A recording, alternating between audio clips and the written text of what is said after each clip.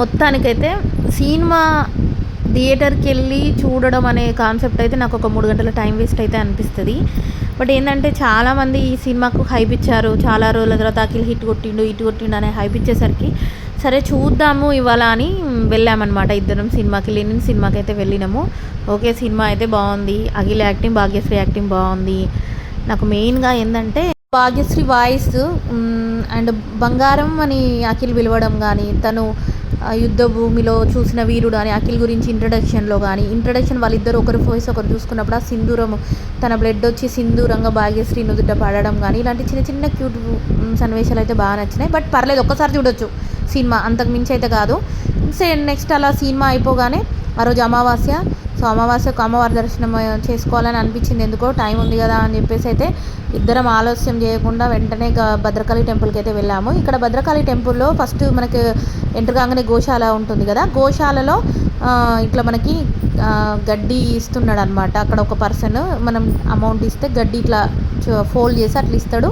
మనం ఆ మేత అనేది అక్కడ ఆవులకు తినిపించచ్చు అనమాట. సో అక్కడ గడ్డి తీసేసుకొని ఇట్లా మేమైతే ఆవులకి తినిపించడం జరిగింది. అయితే ఒకసారి ఇక్కడ కొటేషన్లో విన్నాను, మనం ఆవుకి గడ్డి తినిపించేటప్పుడు అంట మన అరచేతి మధ్య భాగం అనేది ఆవు నాలుకకి తాకాలంట. అలా చేస్తే మనకున్న దరిద్రాలు కానీ, నెగిటివ్ థీమ్స్ కానీ, దోషాలు కానీ ఏమున్నా పోతాయంట. సో ట్రై చేసిన 5-6 సార్లు ట్రై చేస్తే ఒక్కసారి అయితే తాకింది. అంటే ఫస్ట్ భయానికే చేయి గుంజుకుంటున్నా అదనమాట. తర్వాత మనకి ఎంటర్ అవ్వంగానే గణపతి దర్శనము, తర్వాత ఇక్కడైతే వత్తులు ముట్టించినాము. ఆ రోజు అమావాస్య అని చెప్పేసి అయితే వత్తులు ముట్టించినాం అనమాట ఇద్దరం కూడా.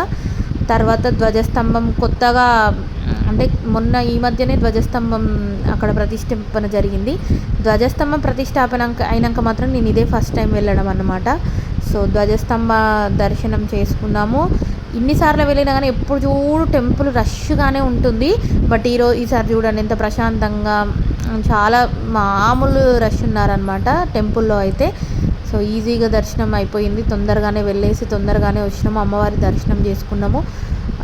అసలు అమ్మవారిని చూస్తే నిజంగా చెప్తున్న ఒక రకమైన భావం ఉంటుంది. ఏంటనంటే నాకైతే ఎప్పుడు చూసినా అమ్మవారిని కళ్ళ నిండా ఇట్లా నీళ్ళు వస్తే నిలుపుకోవాలి అనేంత ఆ దివ్య దర్శనాన్ని చూడడానికి 2 కళ్ళు చాలవు అన్నంత రీతిన ఆనంద బాష్పాలు అయితే ఇట్లా వచ్చేస్తాయి అన్నమాట.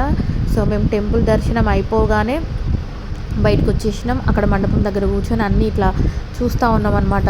అక్కడ చూడండి కోతి ఒక మా పక్కన కూర్చున్న ఆమె, ఆ వైట్ శారీ ఆమెది బుట్ట తీసేసుకొని అందులో ఉన్న బనానా ఇప్పుడు తిన్నది. ఈమె బయటికి వెళ్ళగానే పులిహోర లాక్కుంది.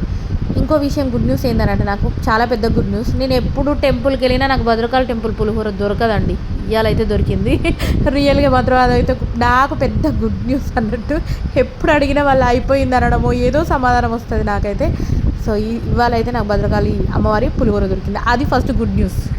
అమ్మవారి దర్శనం బాగా జరిగిందనే ఒక ఆనందం, నాకు పులిహోర దొరికింది అనేది కూడా ఇంకో ఆనందం. So please like, share, subscribe my channel.